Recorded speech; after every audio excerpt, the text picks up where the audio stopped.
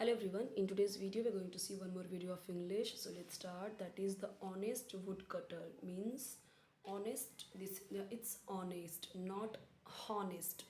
H is silent. H को छोड़ दो, यहाँ से पढ़ो honest.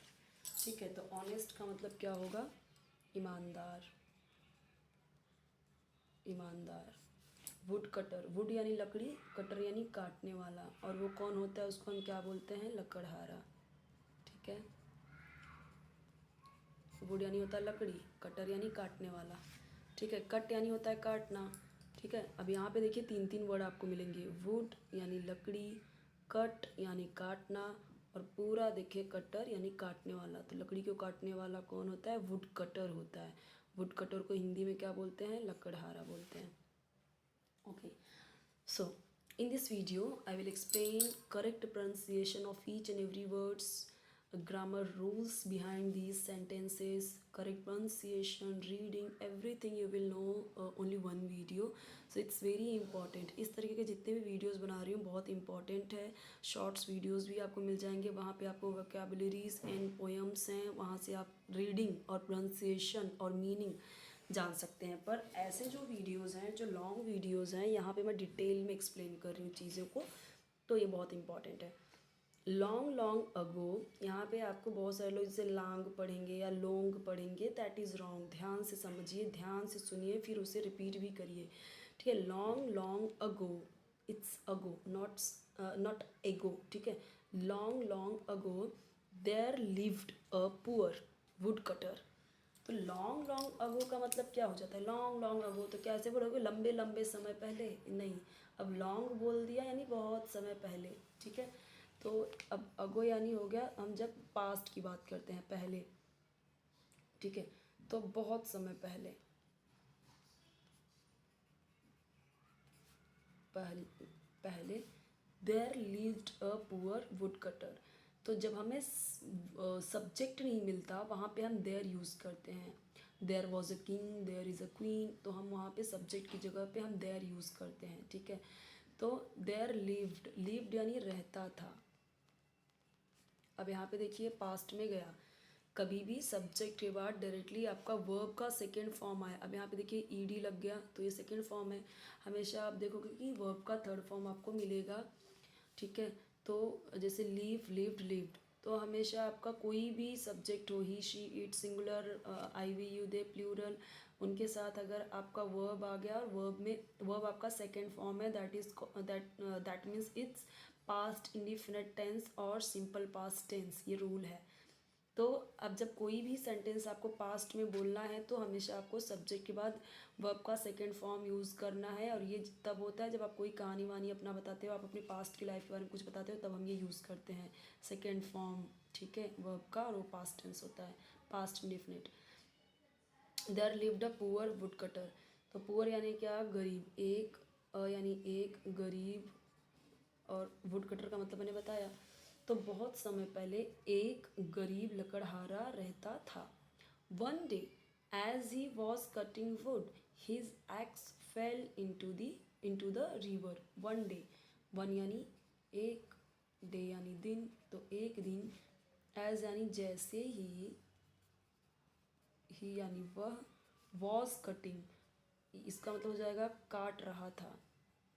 मैंने आपको बताया था कि कट का मतलब होता है काटना, पर यहाँ पे वॉज लग गया. अब ये देखिए, ये भी आपका पास्ट है, पास्ट कंटिन्यूस टेंस है. तो पास्ट कंटिन्यूस टेंस का रूल क्या कहता है कि जब आपका सब्जेक्ट है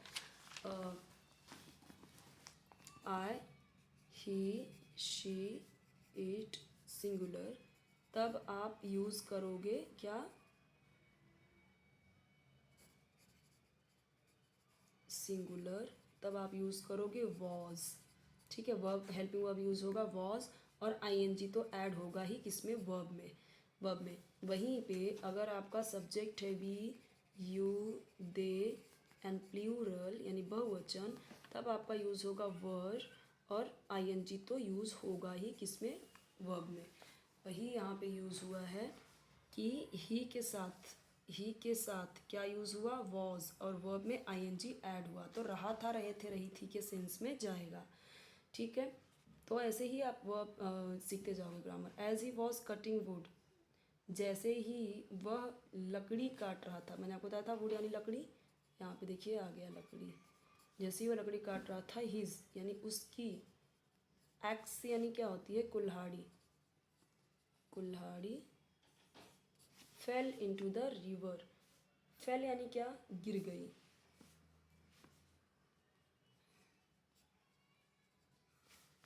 इनटू द रिवर यानी में, कहाँ पे गिर गई, नदी में। सो इसका मतलब क्या हुआ कि जैसे ही वह लकड़ी काट रहा था, उसकी कुल्हाड़ी नदी में गिर गई। Oh no, how will I work without an axe, cried the woodcutter. तो ओ नो नॉर्मली आपने लोगों को बोलते हुए सुना होगा, अरे नहीं, अरे नहीं। ओ नो यानी अरे नहीं।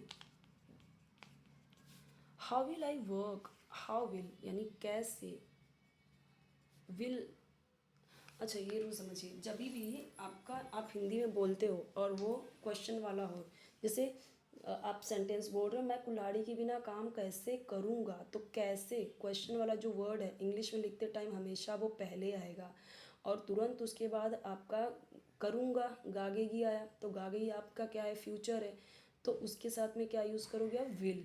हाउ विल आई, हाउ यानी कैसे, विल यानी गागेगी हो जाएगा, आई यानी मैं, वर्क यानी काम करना, ठीक है, तो काम करना होता है, बट यूज़ हुआ है तो करूँगा, गागेगी के सेंस में आ जाएगा ये, करूँगा।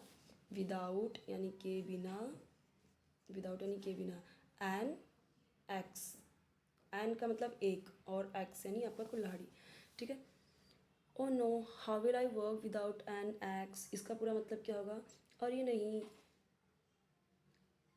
ठीक है, मैं बिना कुल्हाड़ी के काम कैसे करूँगा, क्राइड द वुड कटर, यानी क्राइड द वुड कटर का मतलब क्या होता है कि रोते हुए वो ऐसा बोला, क्राई का मतलब होता है रोना। तो अब देखिए